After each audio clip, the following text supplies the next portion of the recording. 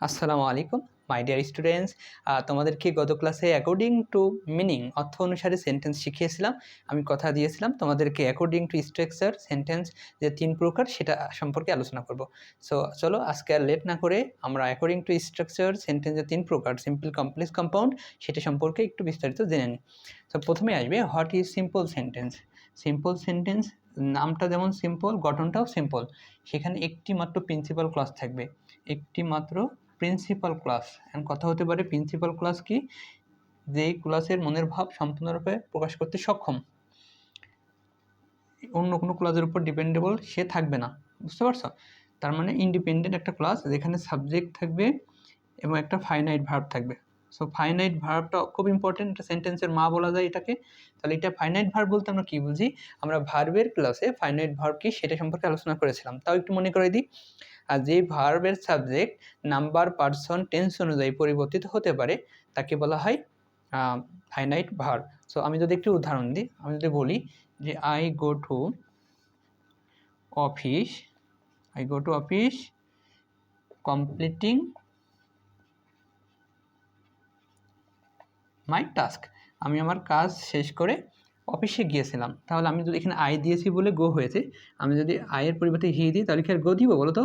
যেহেতু present independence তাহলে কিন্তু গোজ হয়ে যাবে, তাই না? হি গোজ টু অফিস পরে যা আছে তাই। তার মানে দেখো আই দিলে গো হচ্ছে, কিন্তু হি দিছি তারপরে গোজ হয়ে যাচ্ছে। তার মানে এটা আমাদের কি পার্সন অনুযায়ী চেঞ্জ হয়ে গেল ভার্বটা। তাহলে এটা একটা ফাইনাইট ভার্ব, গো একটা ফাইনাইট ভার্ব। আশা করি তোমরা ফাইনাইট ভার্ব সম্পর্কে বুঝেছ। তাহলে সিম্পল সেন্টেন্স হচ্ছে যেখানে একটি ক্লজ থাকবে, আবার বলছি একটি মাত্র ক্লজ থাকবে, এবং একটি ফাইনাইট ভার্ব, একটি সাবজেক্ট থাকবে। ফাইনাইট ভার্বটা মাস্ট থাকাই লাগবে, বুঝেছ? তাহলে আমি তোমাকে বলি যে একটা উদাহরণ দিয়ে বলি যে এটা কী ধরনের সেন্টেন্স, তুমি কীভাবে চেক করবে। আমি যদি বলি আই স হিম রিডিং, আমি তাকে পড়তে দেখলাম। তুমি দেখবে যে এখানে সাবজেক্ট একটা আছে এবং ফাইনাইট ভার্ব একটা আছে, বাকিটা অবজেক্ট। তাহলে এখানে একটা সাবজেক্ট, একটা ফাইনাইট ভার্ব, তাই এটা কি আমাদের বলতো? এটা হচ্ছে সিম্পল সেন্টেন্স। এখানে কিন্তু ফাইনাইট ভার্ব এটা কী করে তুমি বুঝবে? তুমি যেহেতু পাস্ট টেন্স, এটা যদি আমি টেন্স পরিবর্তন করি, পারফেক্ট বানাই, তাহলে কি লিখতে পারি? আই হ্যাভ সিন, তাই না? তার মানে আমাদের সটা টেন্স অনুযায়ী পরিবর্তন হতে পারে। সো আশা করি বুঝতে পেরেছো সিম্পল সেন্টেন্স কাকে বলে। এবার আসো আমরা আরেকটু জটিল কমপ্লেক্স সেন্টেন্স সম্পর্কে জানি। সো নামটা যেমন কমপ্লেক্স, গঠনটাও একটু কমপ্লেক্স, চলো আমরা জেনে নিই। সো কমপ্লেক্স সেন্টেন্স যে সেন্টেন্সের একটি প্রিন্সিপাল ক্লজ থাকবে এবং এক বা একাধিক সাবঅর্ডিনেট ক্লজ থাকবে। তাহলে একটি প্রিন্সিপাল ক্লজ প্লাস এক বা একাধিক সাবঅর্ডিনেট ক্লজ,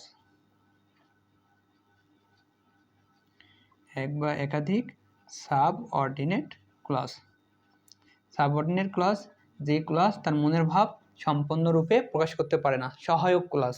বুঝেছ? প্রিন্সিপাল হচ্ছে যে ক্লজ তার মনের ভাব প্রকাশ করতে পারে। তাহলে সাবঅর্ডিনেট ক্লজ চেনার উপায় কি? সাবঅর্ডিনেট ক্লজের সাথে আমাদের সাবঅর্ডিনেট কনজাংশন যুক্ত থাকবে। সো সাবঅর্ডিনেটিং যে কনজাংশন আছে, অর্থাৎ যে কনজাংশনগুলো যুক্ত করে, মানে এইগুলোকে দেখে আমরা বুঝবো যে এটা একটা সাবঅর্ডিনেট ক্লজ এবং complex sentence.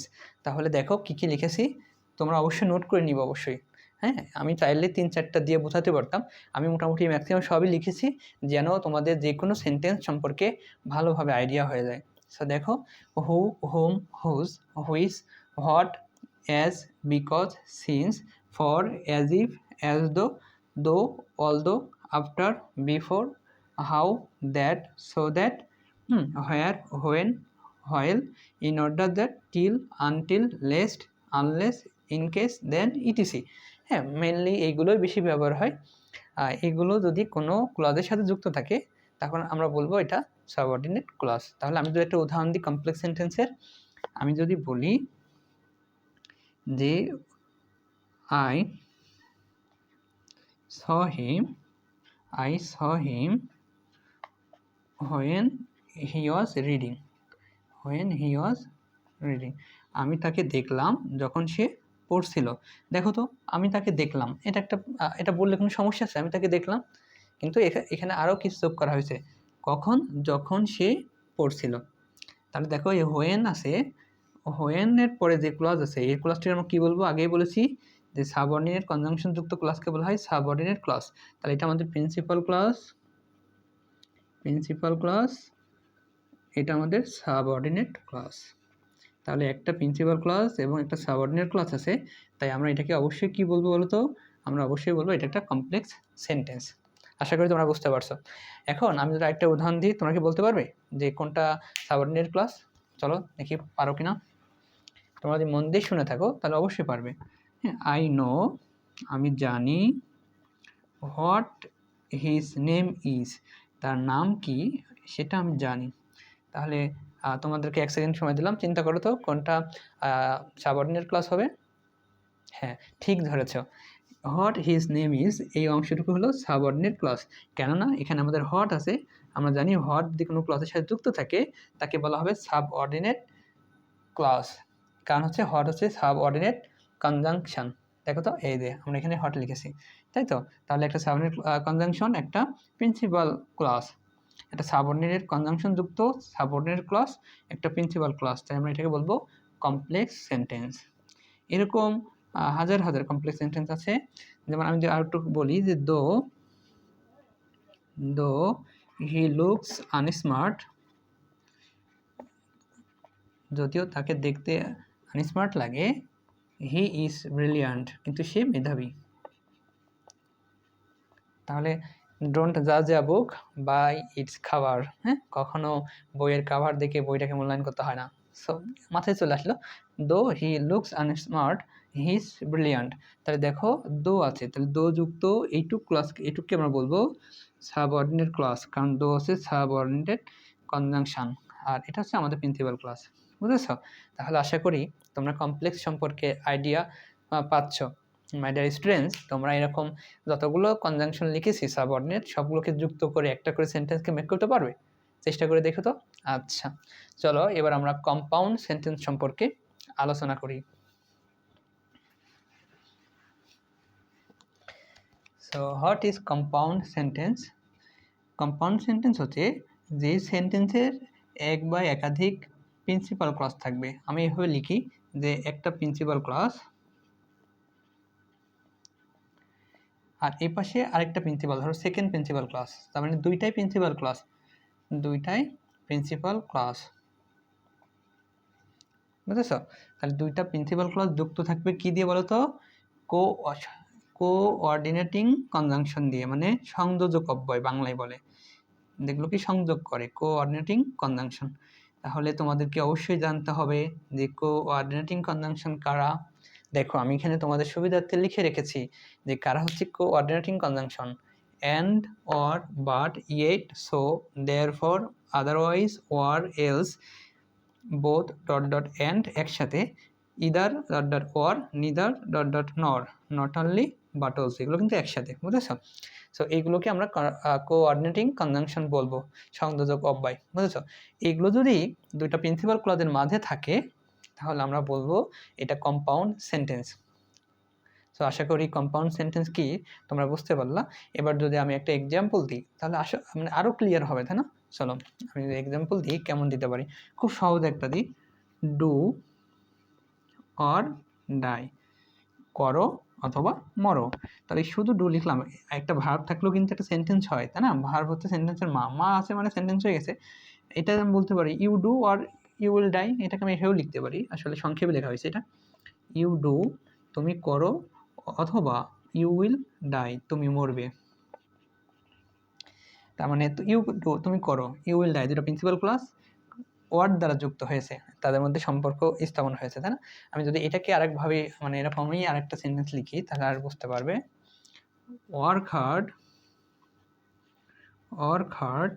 or you will fail in the exam, you will fail in the exam, কঠোর পরিশ্রম করো অথবা তুমি পরীক্ষায় ফেল করবে।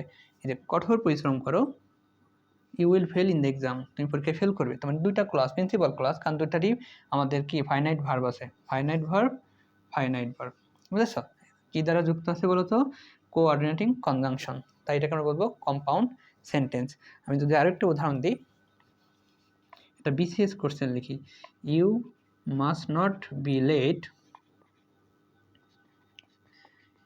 Else you will miss the train.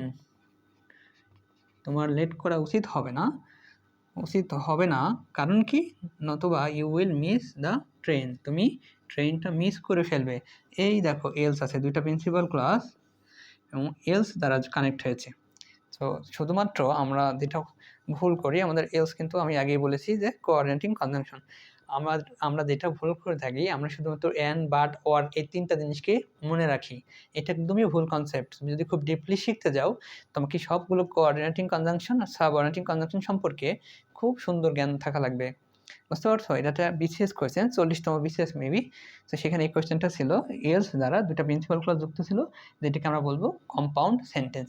এরকম হাজার হাজার সেন্টেন্স বানানো সম্ভব। আশা করি তোমরা চেষ্টা করবে এগুলো দিয়ে। আমি আরেকটা বলি যে বোথ ডট ডট এন্ড, এরকম যেটা হয় আমরা বলতে পারি he is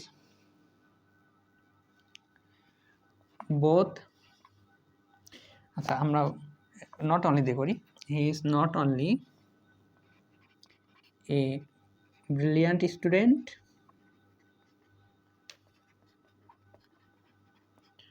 but also a writer। তিনি শুধুমাত্র একজন মেধাবী শিক্ষার্থী নয়, তিনি একজন ভালো রাইটার ও লেখকও। বুঝতে পারছো? তাহলে এই যে নট অনলি বাট অলসো আছে, আমরা বলবো এটা হচ্ছে আমাদের কম্পাউন্ড সেন্টেন্স। এই যে he is brilliant, he is a writer, এই দুটাকে যুক্ত করেছে। হ্যাঁ, নট অনলি বাট অলসো।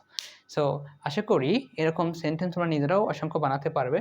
আজকে আমাদের ক্লাসটা ছিল সিম্পল কমপ্লেক্স কম্পাউন্ড সম্পর্কে জানা। এটা বলতে কি বোঝায় সেই ডেফিনেশন এবং এটার পরিচয়ক যতটুকু দরকার আশা করি তোমাদেরকে আমি শেখাতে পেরেছি। কিন্তু সিম্পল কমপ্লেক্স কম্পাউন্ড আসলে আরেকটু বড় কিছু। আমরা এর ট্রান্সফরমেশন শিখবো, যেটা আমাদের এসএসসি, ইন্টার, অ্যাডমিশন সব জায়গায় কাজে লাগে। সো আমি পরবর্তীতে আরেকটা ক্লাস নিয়ে আসবো। তোমরা এই ক্লাসটা অবশ্যই নোট করে নিবে, কারণ এটা তোমাদের হেল্প করবে পরবর্তীতে। সো মাই ডিয়ার স্টুডেন্টস, তোমাদের সাথে আবার খুব শীঘ্রই দেখা হবে। টিল দেন, আল্লাহ হাফেজ, আসসালামু আলাইকুম।